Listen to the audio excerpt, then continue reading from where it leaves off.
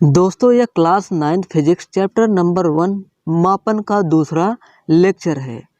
इसमें आप लोग पढ़ेंगे मूल राशि, मूल मात्रक, व्युत्पन्न राशि तथा व्युत्पन्न मात्रक। इन सब के बारे में आप लोग डिटेल से पढ़ने वाले हैं। बहुत ही आसान है, केवल आप लोग इस वीडियो में बने रहिए। चलिए देर न करते हुए लेक्चर की शुरुआत करते हैं। टॉपिक नंबर 1 है मूल राशि। यहाँ पर मूल राशि का डेफिनेशन लिखा हुआ है, आप लोगों को स्क्रीन पर दिख रहा होगा। यहाँ पर लिखा गया है वे राशियाँ जो एक दूसरे पर निर्भर नहीं करती हैं। क्या लिखा गया है? वे राशियाँ जो एक दूसरे पर निर्भर नहीं करती हैं या स्वतंत्र होती हैं मूल राशियाँ कहलाती हैं। भौतिक विज्ञान में 7 मूल राशियाँ हैं। पहला है लंबाई, दूसरा द्रव्यमान, तीसरा समय, चौथा ताप, पांचवा विद्युत धारा, छठवां ज्योत तीव्रता और सातवां पदार्थ की मात्रा। ये सातों भौतिक विज्ञान की मूल राशियां हैं। यहाँ पर लिखा है निर्भर नहीं करती हैं या स्वतंत्र होती हैं। इसका मतलब क्या है? यहाँ पर स्पष्ट लिखा गया है निर्भर नहीं करते हैं, मतलब जो किसी पर निर्भर न हो, स्वतंत्र हो, खुद पर निर्भर हो। जैसे लंबाई जो मूल राशि है यह किसी पर डिपेंड नहीं है। इसी तरह 6 जो मूल राशियां हैं किसी पर डिपेंड नहीं है, निर्भर हैं, इसलिए ये मूल राशियां हैं। बात किया जाए चाल बराबर आप लोग जानते हैं दूरी बटे समय होता है। चाल बराबर दूरी बटे समय होता है। यहाँ पर 2 मूल राशियाँ आप लोगों को दिख रहा होगा, दूरी और समय। यह चाल 2 मूल राशियों पर डिपेंड है, निर्भर है, इसलिए यह मूल राशि नहीं है। अगर चाल में से किसी भी एक मूल राशि को निकाल दिया जाए तो चाल का फार्मूला अधूरा रह जाएगा। इससे यह स्पष्ट होता है कि चाल 2 मूल राशियों पर निर्भर है। किसी एक के न रहने पर, किसी एक की अनुपस्थिति में चाल का फार्मूला अधूरा रह जाता है। यह 2 मूल राशि पर डिपेंड है, इसलिए इसे हम मूल राशि नहीं कह सकते हैं। अब बात किया जाए क्षेत्रफल के बारे में। क्षेत्रफल बराबर होता है लंबाई गुणे चौड़ाई। लंबाई हो गया गुणे चौड़ाई। यह भी 2 मूल राशियों पर डिपेंड है, लंबाई और चौड़ाई। हालांकि दोनों ही लंबाई से संबंधित है, लेकिन लंबाई यहाँ पर 2 बार आया है। किसी भी एक लंबाई को निकाल देने से क्षेत्रफल का फार्मूला नहीं बन सकता है, इसलिए क्षेत्रफल भी मूल राशि नहीं है। इसी तरह आयतन भी नहीं होगा। आयतन बराबर होता है लंबाई गुणे चौड़ाई गुणे ऊंचाई। आयतन बराबर होता है लंबाई गुणे चौड़ाई गुणे ऊंचाई। यहाँ पर 3 मूल राशियों की चर्चा की गई है, लंबाई, चौड़ाई, ऊंचाई। यह भी मूल राशि नहीं है, क्योंकि आयतन 3 मूल राशियों पर डिपेंड है। अगर कोई भी राशि एक से ज़्यादा मूल राशियों पर डिपेंड है, वह मूल राशि नहीं होगी। आई होप आप लोग मूल राशि अच्छी तरह से समझ गए होंगे। अब टॉपिक नंबर 2 है मूल मात्रक। मूल मात्रक का डेफिनेशन यहाँ पर लिखा गया है, आप लोगों को स्क्रीन पर दिख रहा होगा। यहाँ लिखा है मूल राशियों के मात्रक को मूल मात्रक कहते हैं, या जो मात्रक पूर्णतः स्वतंत्र होते हैं मूल मात्रक कहलाते हैं। या मूल मात्रक को आप इस प्रकार भी परिभाषित कर सकते हैं,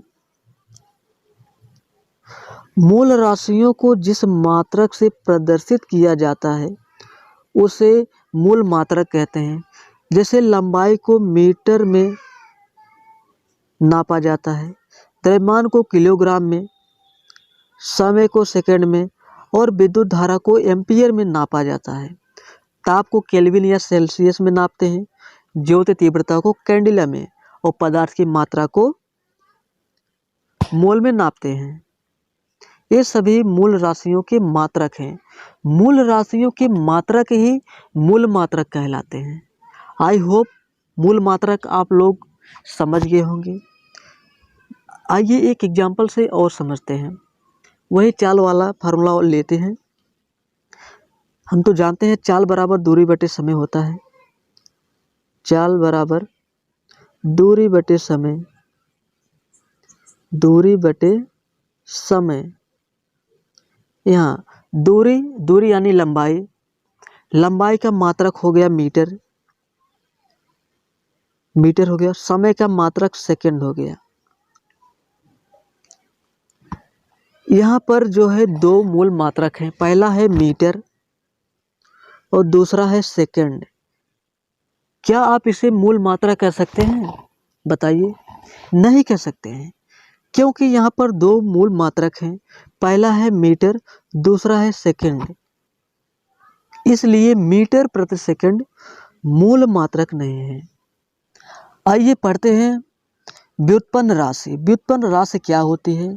सबसे पहले डेफिनेशन देख लेते हैं, इसे हम कैसे परिभाषित करेंगे, उसके बाद हम इसे एग्जाम्पल से समझेंगे। व्युत्पन्न राशि होती क्या है?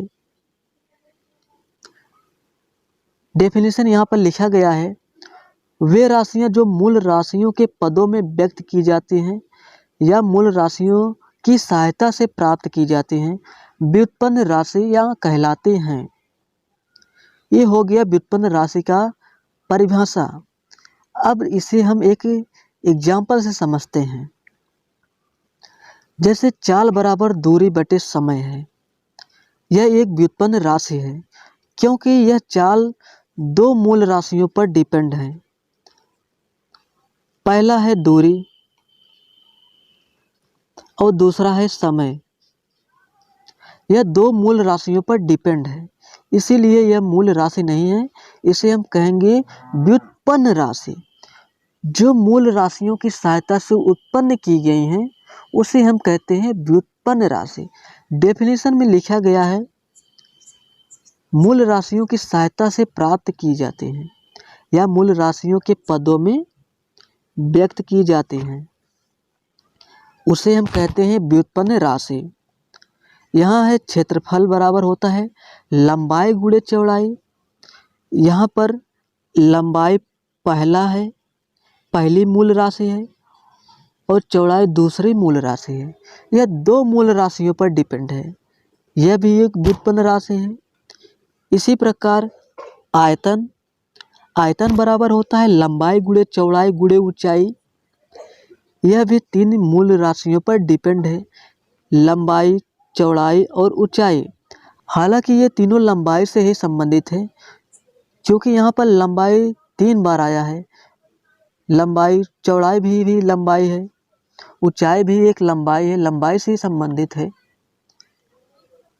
अगर कहीं भी मूल राशि एक से ज़्यादा आई है, वह कभी भी मूल राशि नहीं हो सकती, वह हमेशा व्युत्पन्न राशि होगी।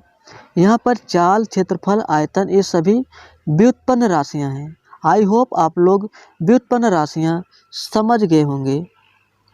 अब बढ़ते हैं अगले टॉपिक की ओर। अगला टॉपिक है व्युत्पन्न मात्रक। व्युत्पन्न मात्रक आपको स्क्रीन पर दिख रहा होगा। यहाँ पर व्युत्पन्न मात्रक को परिभाषित किया गया है, वे मात्रक जो मूल मात्रक की सहायता से प्राप्त किए जाते हैं व्युत्पन्न मात्रक कहलाते हैं। वही पुराना एग्जाम्पल हम लेते हैं, चाल बराबर दूरी बटे समय पहले लेते हैं। ये हो गया चाल बराबर दूरी बटे समय। दूरी का मात्रक होता है मीटर। क्या होता है? मीटर। और समय का मात्रक होता है सेकंड।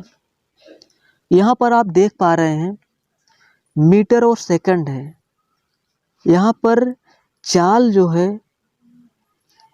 यहाँ पर दो मूल मात्रक हैं, मीटर और सेकंड, इसलिए यह व्युत्पन्न मात्रक होगा। अगर केवल मीटर होता तो हम इसे कह देते हैं मूल मात्रक। अगर कहीं भी एक से ज़्यादा मूल मात्रक आया है तो वहाँ पर हम कहेंगे यह व्युत्पन्न मात्रक है। ये चाल बराबर दूरी बटे समय है। दूरी का मात्रक मीटर, समय का मात्रक सेकंड। इसे हम लिखेंगे मीटर प्रति सेकंड। मीटर प्रति सेकंड एक व्युत्पन्न मात्रक है। यह हम एक दूसरा एग्जाम्पल लेते हैं, वही क्षेत्रफल बराबर होता है लंबाई गुणे चौड़ाई। लंबाई का मात्रक मीटर गुणे चौड़ाई का मात्रक भी मीटर होता है। यहाँ भी हम मीटर लिख देते हैं, या हम इसे मीटर स्क्वायर भी लिख सकते हैं। यहाँ पर मीटर और मीटर 2 बार आया है। यहाँ पर मीटर और मीटर 2 बार आया है, इसलिए यह व्युत्पन्न मात्रक है। मूल मात्रक हमेशा सिंगल होता है, अकेला होता है।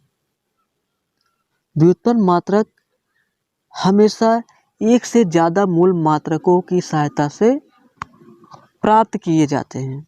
इसलिए क्षेत्रफल बराबर जो लंबाई गुणे चौड़ाई होता है, इसका मात्रक हो गया मीटर स्क्वायर या मीटर गुणे मीटर। यह व्युत्पन्न मात्रक है। आई होप व्युत्पन्न मात्रक भी आप लोग समझ गए होंगे। व्युत्पन्न मात्रक को आप इस प्रकार भी डिफाइन कर सकते हैं, परिभाषित कर सकते हैं।